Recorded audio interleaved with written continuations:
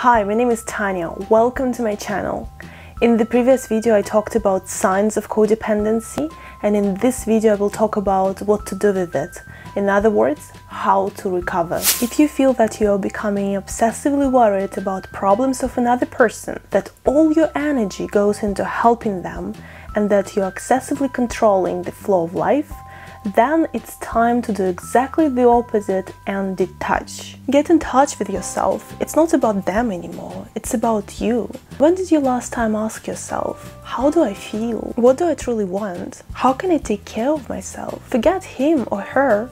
It's just about you now. For me, the moment of detachment came when I went to do yoga retreat in Spain, and I could physically remove myself from the object of my codependency and could focus on my wishes, my needs, and my desires. To be honest with you, it felt scary because I thought, what is he doing right now? How is he coping with his own life without me? What if he does something that is gonna harm our relationship? And you know what? It can as well be true that he's not coping without me, that he's wasting his life, and that he can do something that will become a point of no return for our relationship. But I should allow people to make mistakes, make their own mistakes, and deal with this on their own. I remember how I was laying out for a 30-year-old man what's gonna happen if he continues turning a blind eye to his mom's actions. But now I think, like, really? Did I really do that? He's an adult. He graduated from the MIT of the Netherlands, so he's supposedly a smart guy. So he should be able to account for the consequences and to deal with his mom on his own. It was my attempt to control life, but there is a limit to what I can control. Back then, I could barely control myself, let alone another person's feelings, emotions, choices, and actions. We should learn to let people be who they are, even if accepting it means that we will have to part our ways with them. Trust me, it's less of a physically and emotionally consuming way than staying and trying to change them. And yes, explaining the same thing all over again to them is changing them. Yes, seeing that it's just the way he's wired and still trying to help him improve because it will benefit him is still changing him. Yes, educating him on his own actions again and again is still changing him. In Codependent Anonymous they say, live your life and let other people live their life. It's so simple, yet so true. By worrying about them all the time, you live their life. By worrying about them all the time, you don't let them live their life. What would your life look like if you loosen the grip? You will never know if you don't stop forcing and trying to control it. Allow life to happen. I promise you, it's so beautiful and so fun to watch how one event changes another. What it brings you, what feelings arise on your end, how you deal with those events based on your feelings and your aspirations. It's so fun and amusing, but it can only happen if you stop controlling things. I also realized that we can control far less than what we think we can. For example, if you are now married to an alcoholic, has he stopped drinking just because you are controlling his alcohol consumption? Probably not. And he won't, unless he makes this decision himself. And frankly speaking, he will most likely go down this path when you stop fixing the mess he's created in his life and stop comforting him by bringing him a soup in the morning. The point is, he will still drink or continue any other behavior that is hurtful to you, regardless of how much you worry, and no matter the effort you've put into rescuing him. The only person you can truly control is yourself. Or let's take another more day-to-day example. A year back I liked a guy, and once I went to a social event where he also was. I looked stunning, at least I thought so. I made an effort to connect with his friends and make sure that I was nice to him. So I did everything in my power to get noticed by him. Yet he gave me cramps of his attention that evening and left me wondering, what did I do wrong? Now we're good friends, and I once asked him about that evening, to which he told me that it was a really difficult period of his life where he was going through a breakup, he was heavily depressed, and nothing could interest him. You see, I was literally powerless back then. Nothing I could have done that would have changed the outcome. So sometimes it's really not up to us. We are powerless, we cannot control anything, so we should just let go of any control. So If you now think, okay, Tanya, that's nice, it's really relatable, but how do I detach? I'm not a big fan of blueprints and exact steps how to do XYZ, because we're different people and we are all uniquely wired in a very special way. But I also understand the urge to know what to do and where to start at least. So I'll just throw some ideas, take what resonates. Idea number 1. I learned one fantastic question that changed my whole life. Is there anything I can do to help you?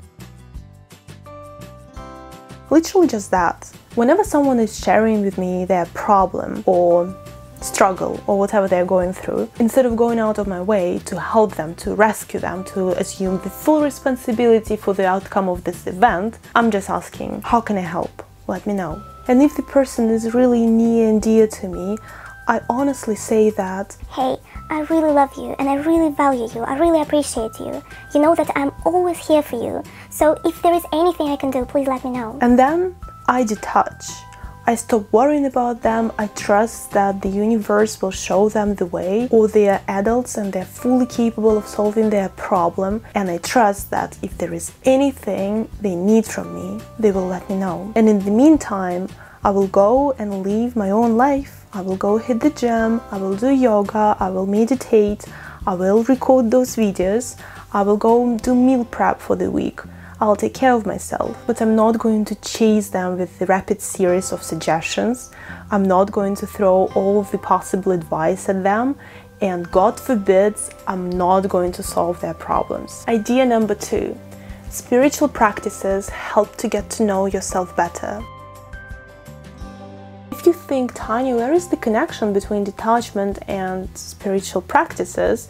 There is literally direct connection. Let me explain. If you know yourself, you know how to take care of yourself. We codependents know so little about ourselves because our attention is always onwards other than inwards. We're always out there helping other people and rescuing the whole world instead of rescuing ourselves and helping ourselves.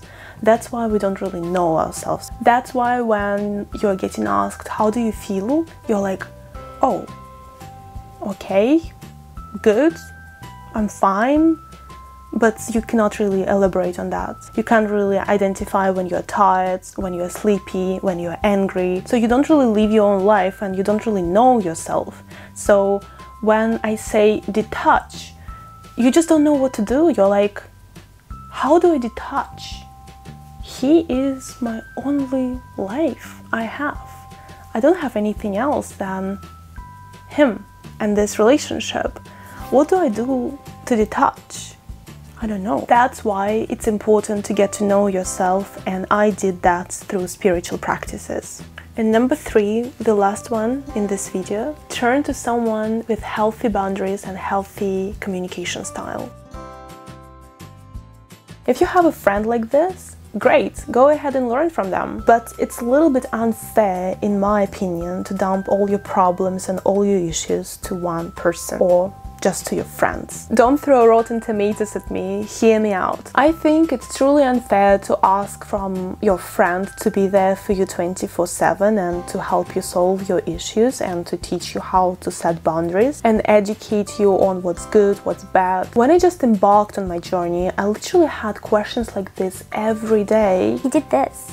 What does it mean? Is it good or bad? How should I react? Because if you're a codependent, you're literally so out of whack with your feelings and emotions that you require another person to explain to you if what has just happened is good or bad and break down for you what events in your life mean. A good friend with healthy boundaries and healthy communication style can do it maybe once or twice if they're not codependent, because then of course they want to rescue you and be there for you 24/7, which is not healthy, and you don't want to learn from a friend like that. Okay, we cannot turn to friends, at least not to the extent that we require. By the way, by no means I'm trying to say that you should hide from your friends and not share because you're afraid to be a burden. It's not what I'm trying to say, but it just, if you require that much assistance that I did when I just embarked on my journey, then it's a little bit unhealthy to dump it all on your friends like that. But we want to learn, we want to improve, we want to do it differently this time. So how to do it then? For me, the solution was to join Codependent Anonymous. There are a lot of people like me who related to my issues and who helped me feel normal. Well, what's normal actually, right? But I hope you get what I mean. And as soon as I met someone who was a few steps ahead of me and who I thought could lead by example and not really teach me, because in Codependent Anonymous we're not really teaching anyone, but provide feedback and a little bit of guidance and share with me his experience. I think that's the better word. We are sharing experience there. So as soon as I met someone like that, I asked him, hey, can you be my fellow codependent? So since then I've been texting him, I've been calling him, I've been leaving voice notes, asking for feedback, or sometimes just sharing stuff. At the beginning it was mostly sharing my disappointments, my struggles, my problems, and I guess since April 2021 I started sharing my successes and my wins. Oh, wait a second. Actually, it started happening a little bit earlier than that, maybe from January or February. I remember first time when I recorded him a voice note and he got back to me saying that, Tanya, seems like you got this concept. Like there was a particular concept and he was like, yeah, seems like you got it. And I was like, wow, first time. It's a win-win relationship because he's helping me as much as I'm helping him by providing feedback and by repeating all over again the benefits of recovery and sharing with me his experience. He also reminds himself of the journey he's made, and it helps him stay afloat. Besides, if you in your life did not really have any healthy example of a relationship, so you just don't know what healthy relationship is, it's also a good place to learn. Whenever this fellow codependent does something that hurts me or he says something that hurts me, I don't hold it in, I just share. And I share it in a healthy and functional way. I just say, hey, I know that you did not mean it like that, but what you said hurt me and made me feel this and that. And seeing that another person understands you, I don't know if he understands actually, but he accepts. And he says, thank you for sharing. It's such a healthy example, and it let me see what a healthy relationship means. And then I transferred to the real life. Well, this life is also real, right?